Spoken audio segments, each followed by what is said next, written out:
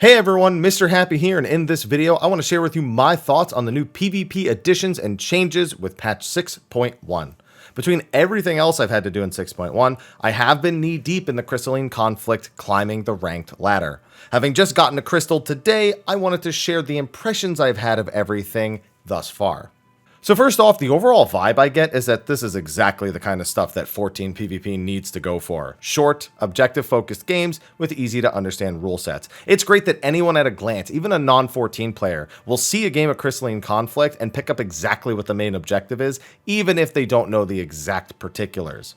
The small but effective hotbars for each job give everything a pretty direct identity, and also a method for having an impact on the game.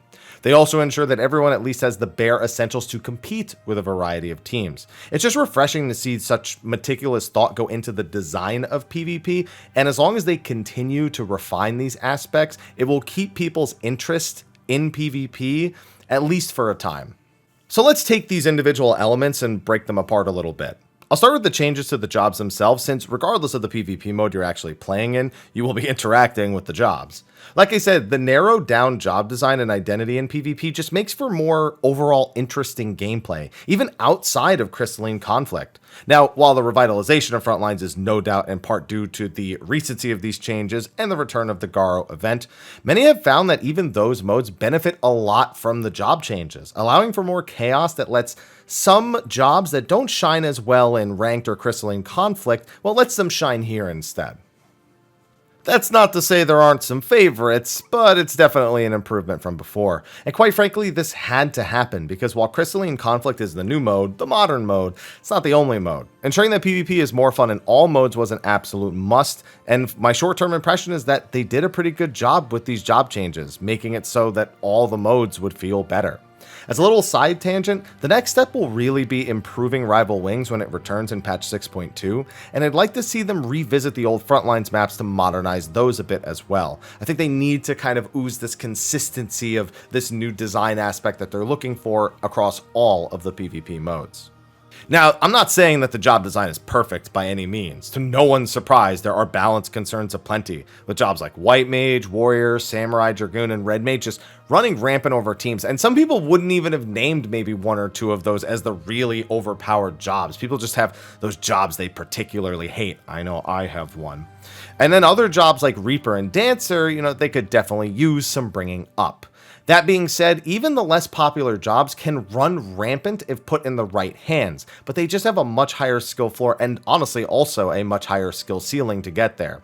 Honestly, the one job I think that needs the most attention is White Mage.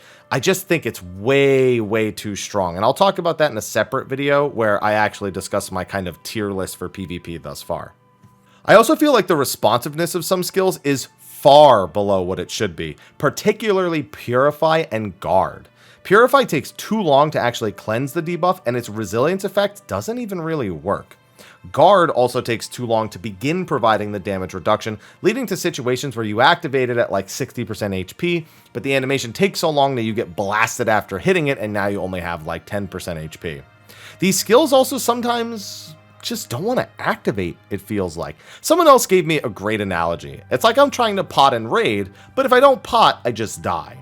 Now on to talking about the new mode, Crystalline Conflict. Honestly, my short opinion is just good job dev team. Taking an instantly identifiable mode and giving it a Final Fantasy flair, it's just a culmination of good decisions.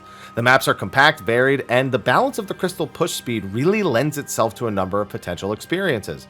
Whether it be a quick stomp, a close even game, or an overtime madhouse, the map never really gets old, regardless of which one you're doing. That being said, people definitely have their favorites amongst the Crystalline Conflict maps. I think the basic map is cool, there's not much to say there, and I think that there's not really much to complain about.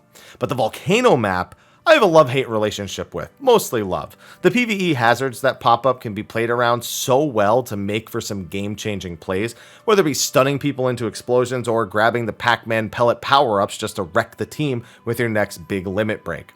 The pillars are pretty annoying for casters though, with line of sight constantly being a problem. It really makes me want to play casters less on this map, but that doesn't mean they're any less impactful when played well. The only map I'm not a big fan of is the Cloud9 map. Its primary hazard is a map-wide turbulence that launches all the players into the air, and then you take fall damage when you land. Now, there are ways to counter this. You can grab the black feathers from the knockup points that'll appear around the map. You can also guard to prevent the knockup as well. There's also limit breaks like Dragoons, which will just supersede the knockback overall, but it feels like a hindrance to the flow of the game. Using your guard just to block this then opens you up to follow-up bursts, and the spots to collect the black feathers are too few and only protect a single person from the resulting fall. Sometimes they don't even protect that single person. You just end up like snapshotting and not collecting it for some reason. Then the NATOs left behind, I think those are okay. The fact that they break guard and do so much damage is pretty nutty, but I'd like to see the knockup changed. I'm also looking forward to new maps already. Maybe a water map with some water currents or whirlpools or whatever it is, just something that doesn't hit the whole map all the time. Now on to the rewards. I'm so glad they blasted players with potential rewards out the gate, while also showing, I'd say, a little bit of restraint with what rewards they could have gone all out with. So first of all, we have the series. This is a battle pass-esque feature that levels up as you PvP in any mode, allowing you to collect rewards as you progress it. The concept works well, and its scaling is actually quite on the forgiving side for people who don't have as much time to play. Getting to rank 25 in the 4 months you have to do so realistically won't be a problem if you dedicate any amount of time in your normal play session to PvP. Series number 1's rewards include a badass armor set, some nice framer kits for our new adventurer plates and portraits, an emote, and some shades. It's a simple first series pass, probably a good idea as to not set expectations too high. Imagine if they opened with an armor set and a mount and a minion and something else, and then the next one is just, shades like we have now. It wouldn't go over well, so starting with that was probably a better idea. Then while grinding through the series, you'll also earn a ton of achievements, which can net you some other rewards, but you'll also earn trophy crystals. These can be spent on weapons and armor that are basically like upgraded versions of old armor sets, Heaven's Word sets for most jobs, and then more recent ones for other jobs. They're nice. They're like HD texturified. They're just slightly improved. They die a little bit differently. And honestly, it reminds me of how much I actually liked quite a few of those sets. You can buy minions, orchestrion rolls, and even wolf collars. This one really surprised me. These collars used to be exclusive to ranked, though even if you were bronze, you did get a few, you just didn't get enough to buy a weapon. Now they're 1,000 crystals apiece, and 10 collars nets you a weapon. Some really cool ones at that. There are also all of the old Wolfmark items if you never got those, and of course the Garo event returning and the glams and mounts that come with that. So the rewards are just stacked right now. And then if you're interested, you do have the first season of the Crystalline Conflict. The rewards are just framer kits and trophy crystals, again setting a simple expectation for the seasons, but I'm actually a huge fan of this. At the end of the season, you'll get a framer kit based on your rank, and they'll have a number 1 on it to indicate they are from season 1. So I ended in Crystal, so this is the framer kit that I'm going to be getting when the season actually ends. Doesn't matter where I land in Crystal, the fact that I'm there and I made it and I can't D-rank means this is what I'm getting. The top 100 also get exclusive framer kits, also with the season number on them. This is basically like an alternative to being handed a trophy, something you can display wherever you go on your adventurer portrait, and that's a huge plus for me. I do wonder if new mounts or other rewards may be used in the future to entice people to go to the higher ranks, but I think they might actually just focus putting rewards like that into the series passes instead, since more people will be interacting with that, unless more people will be motivated to participate in PvP overall. And they'll probably keep the top 100 rewards and like the rank type rewards very similar, just updating it with the new seasonal appearances.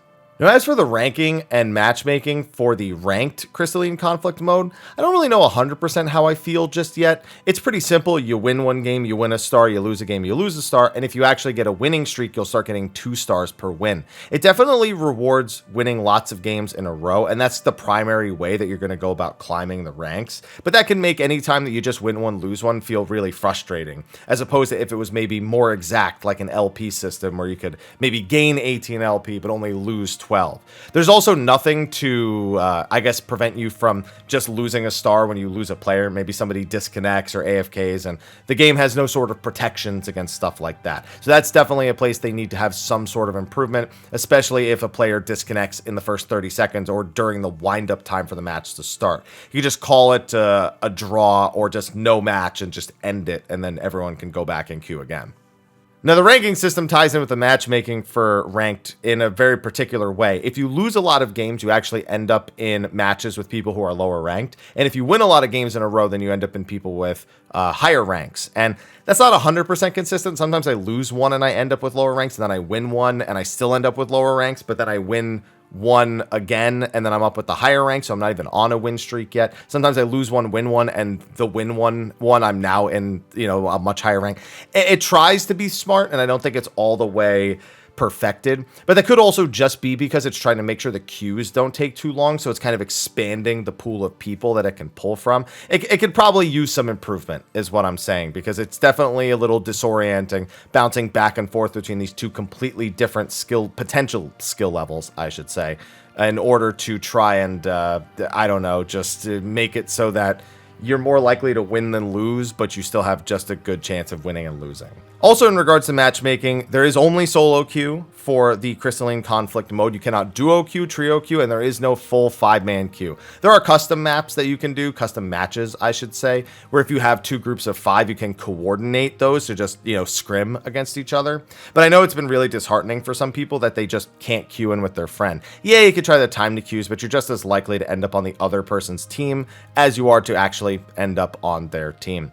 I don't think they'll be doing duo queues or full party queues anytime soon. A problem the Feast ran into was they tried to like separate people. If you were duo queuing or if you were full party queuing, then either it was trying to match you against people of similar party sizes, or it was only going to match you against full parties if that was what your pre-made was.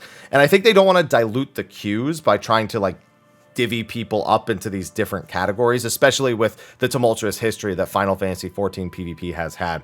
So I think that will give them hesitancy to do it in the future, and even if it remains popular, I don't think they'll pull the trigger on that. They might, and this wouldn't surprise me, might actually add it to casual mode, so you can duo queue with a friend in casual mode, and then frontlines you can queue up to a group of 4. But for ranked, I don't see them allowing duo queues ever.